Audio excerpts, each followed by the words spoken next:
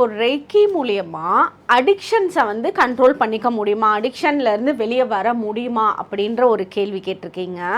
இப்போ ரெய்கி மூலியமா அடிக்ஷன்ஸ்னால் ஸ்மோக்கிங் அடிக்ஷன்ஸாக இருக்கலாம், ட்ரிங்கிங் அடிக்ஷன்ஸாக இருக்கலாம், சில ஃபுட்டை வந்து சாப்பிட வேண்டான்னு நினைக்கிறீங்க ஆனால் சாப்பிட்றீங்க, அந்த அடிக்ஷன்ஸாக இருக்கலாம். ஸோ இந்த அடிக்ஷன்லேருந்து 100% ரெய்கி மூலியமா வர முடியும். இதுக்கு என்ன பண்ண முடியும் அப்படின்னா, நீங்கள் தீட்சை எடுத்ததுக்கப்புறம் ரெய்கி ப்ராக்டிஸ் பண்ண ஸ்டார்ட் பண்ணுவீங்க. அங்கேயே வந்து 20% வந்து இதுலேருந்து வெளியே வரத்துக்கு உண்டான மைண்ட் செட் வந்து உங்களுக்கு கிரியேட் ஆகும். அதுக்கு மேலே நீங்கள் டெய்லியும் பண்ணுறப்ப ஒரு 2-3 மாதம்லாம் பண்ண ஆரம்பிக்கிறீங்கப்பவே உங்களுக்கு ஒரு 50% to 60% வந்து அடிக்ஷன்ஸ்லேருந்து வெளியே வரதுக்கான சான்சஸ் கிரியேட் ஆகும்.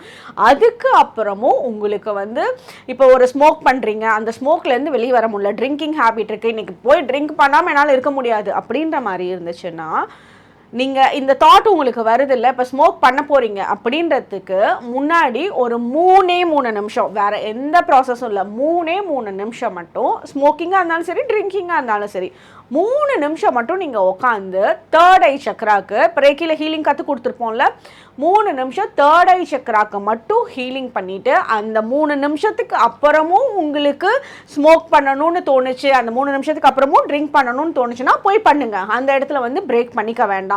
இதை ஒரு ப்ராசஸாக கண்டினியூஸாக பண்ணுங்கள். 100% உங்களோட மைண்டில் ஒரு ரொம்ப கஷ்டப்பட்டு அந்த ஹேபிட்டை பிரேக் பண்ணாமல் ரொம்ப இஷ்டப்பட்டு இந்த ஹேபிட்லேருந்து வெளியே வருவீங்க.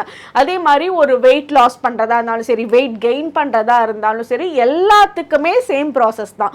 ஸோ இதில் வந்து அடிக்ஷன்லேருந்து ரொம்ப அழகாக வெளியே வந்து காட்ட முடியும் ரெய்கி மூலயமா.